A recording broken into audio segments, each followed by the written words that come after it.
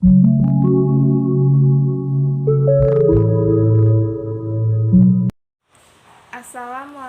warahmatullahi wabarakatuh.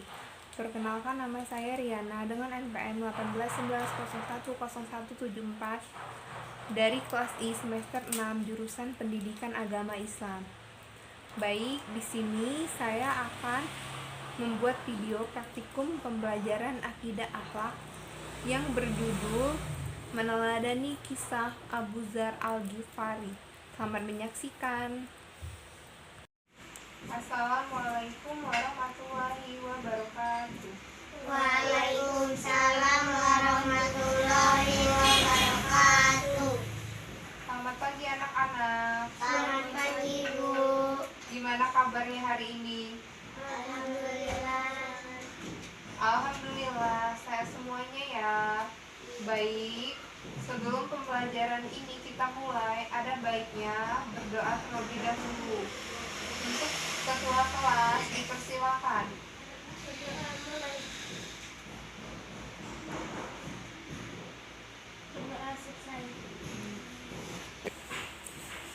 Baik anak-anak, sebelum kita mulai pembelajaran pada pagi ini, ada baiknya Ibu absen terlebih dahulu ya.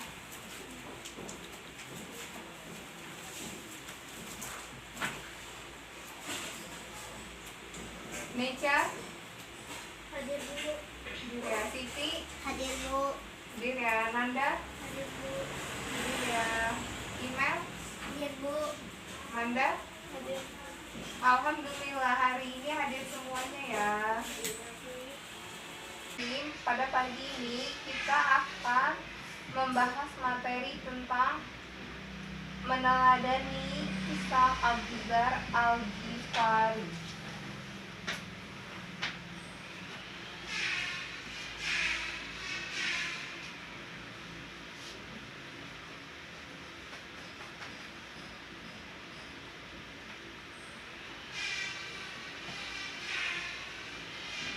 Baik ya, sebelum Ibu membahas materi kita tentang meneladani kisah Abu Dzar Al-Ghifari ini, ada yang tahu tidak Abu Dzar Al-Ghifari itu siapa? Ya? Iya benar. Selain itu? Ya benar. Selanjutnya? Sahabat Rasulullah. Ya benar sekali. Jadi ya, baik, Ibu akan jelaskan ya sedikit tentang Abu Dzar Al-Ghifari sebelum kita membahas tentang teladan dari kisahnya. Ya, Abdullah Al-Ghifari ini yang mana beliau ini terkenal dengan orangnya pemberani.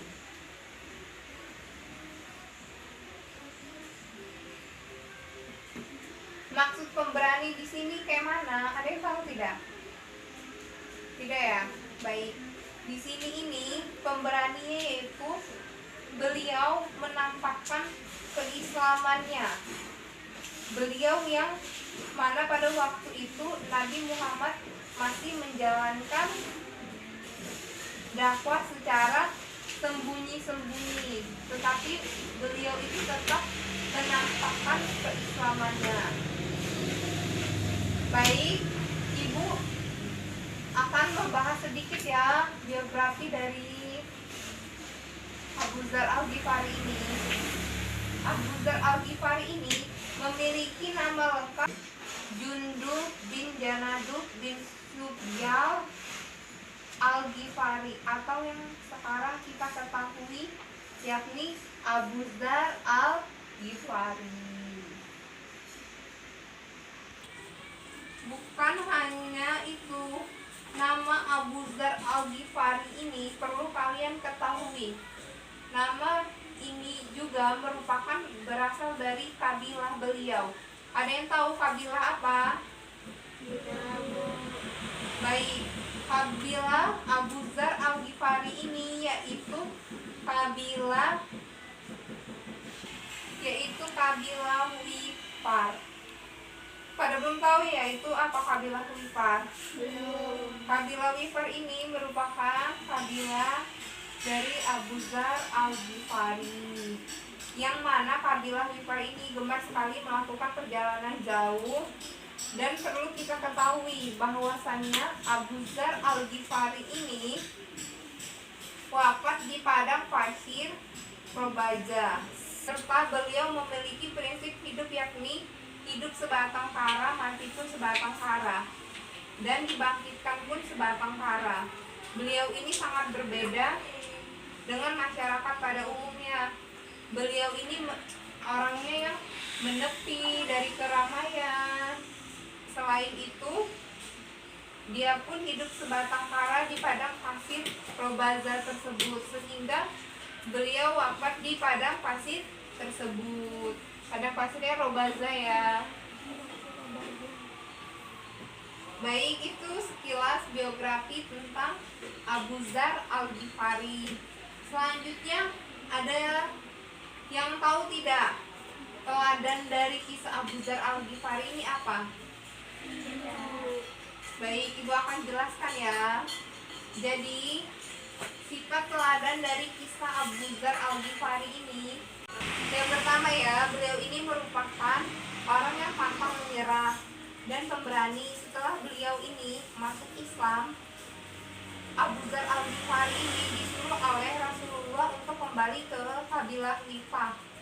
Pada saat itu Rasulullah sedang melaksanakan dakwah secara sembunyi-sembunyi.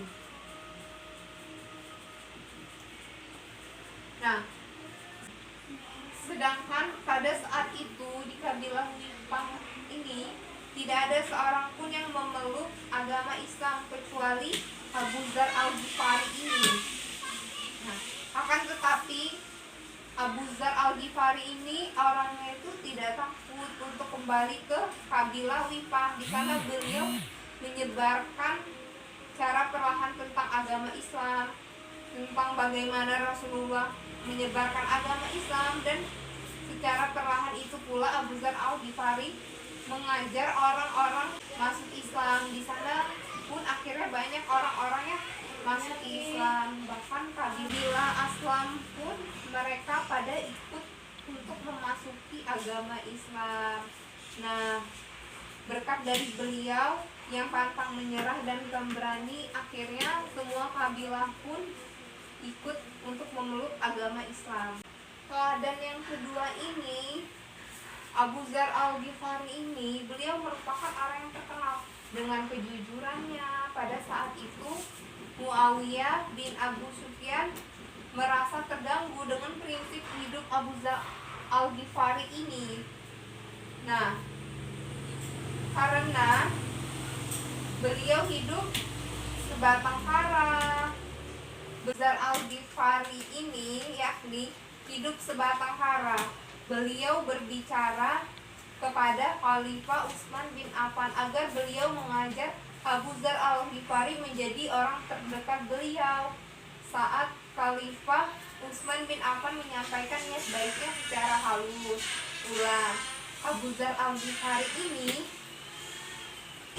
menolak bahwasanya beliau tetap tinggal di padang pasir Robaza, dan Khalifah Utsman pun mengabulkan permintaan dari Abu Dzar Al-Ghifari ini. Nah, dengan begitu Abu Dzar Al-Ghifari tetap tinggal di padang pasir Robaza hingga ia meninggal. Nah, selanjutnya ini, sedangkan sifat teladan yang ketiga yakni Abu Dzar Al-Ghifari merupakan orang pertama yang masuk Islam atau merupakan as-sabiqul awwalun.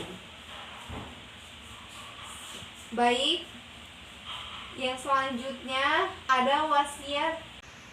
Kita membahas tentang wasiat Nabi untuk Abu Dzar Al-Ghifari. Nah, wasiat Nabi untuk Abu Dzar Al-Ghifari ini bukan hanya Abu Dzar Al-Ghifari, kita juga dianjurkan mengikuti wasiat Nabi. Nah, wasiat ini terdiri dari apa aja sih? Ada yang tahu tidak anak-anak? Tidak, Bu. Baik, akan ibu jelaskan ya. Jadi wasiat Nabi itu yang pertama, perlu kalian ingat, yang pertama Rasulullah selalu menganjurkan agar kita selalu mencintai orang-orang miskin dan dekat kepada orang-orang miskin. Yang kedua, beliau juga memerintahkan agar kita selalu memandang orang yang berada di bawah kita dan tidak memandang orang yang di atas kita, agar kita selalu merasakan syukur apa yang telah diberikan oleh Allah Subhanahu wa Ta'ala. Nah, yang ketiga ini, beliau juga menyarankan agar kita selalu menyambung tali silaturahmi, tali persaudaraan satu sama lainnya, dan tidak berbuat kasar terhadap sesama. Nah, sedangkan yang keempat itu, beliau menyarankan agar kita selalu banyak membaca. Yang dimaksud di sini itu banyak membaca seperti apa? Maksudnya itu banyak membaca yang artinya tidak ada daya upaya la wala quwata illa billah kecuali dengan pertolongan Allah Subhanahu wa Ta'ala. Nah, selanjutnya ini yang kelima. Beliau selalu menganjurkan apa sih yang di sini yang dimaksud? Beliau selalu menganjurkan, yang dimaksud di sini ini menganjurkan seperti apa? Nah, di sini nih menganjurkan untuk mengatakan kejujuran, meskipun kejujuran itu pahit, akan lebih baiknya kita berbuat jujur dalam hidup. Sedangkan yang keenam, beliau juga menganjurkan agar kita tidak takut dengan celaan orang yang mana pada saat itu kita sedang berdakwah kepada Allah Subhanahu wa Ta'ala, atau kita sedang berada di jalan yang benar, maka kita tidak perlu takut dengan celaan orang tersebut. Nah, sedangkan yang ketujuh, beliau juga melarang kita untuk meminta-minta kepada manusia, karena tempat kita meminta hanyalah kepada Allah Subhanahu wa Ta'ala. Akan lebih baiknya kita memberi dibandingkan meminta. Nah, sejak itulah Abu Dzar Al-Ghifari ini, sejak menjadi orang muslim, Abu Dzar Al-Ghifari ini benar-benar telah menghiasi sejarah hidupnya dengan bintang-bintang kehormatan tinggi, dengan berani yang selalu siap berkorban untuk menegakkan kebenaran Allah dan Rasulnya tanpa tendang aling-aling. Nah, ia bangkit memberontak terhadap penyembahan berhala dan kebatilan dalam segala bentuk, dan memanifestasikannya kejujuran dan kesetiaan. Abu Dzar dinilai oleh Rasulullah SAW sebagai cahaya terang benerang. Nah, selanjutnya pada pribadi Abu Dzar Al-Ghifari ini, Abu Dzar tidak terdapat perbedaan antara lahir dan batin. Ia selalu dalam ucapan dan perbuatan satu, dalam pikiran dan pendirian.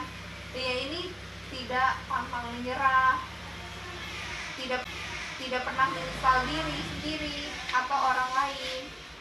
Namun ia pun tidak mau disesali orang lain pula. Kesetiaan pada kebenaran Allah dan Rasulnya terpadu erat dengan keberaniannya dan ketinggiannya daya juangnya dalam berjuang melaksanakan perintah Allah Subhanahu wa Ta'ala dan Rasulnya. Abu Dzar benar-benar serius, keras, dan tulus.